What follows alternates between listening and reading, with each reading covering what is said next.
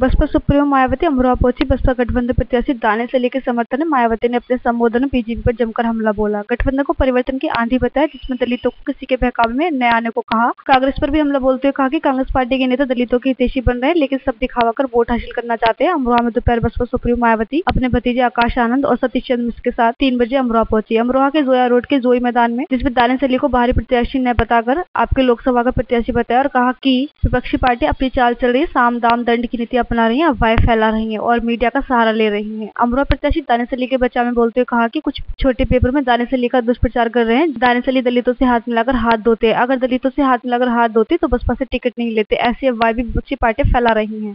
rally में जनसमूह को बसपा सुप्रीमो मायावती ने संबोधित करते हुए कहा, आज मुझे आपकी सरकार भीड़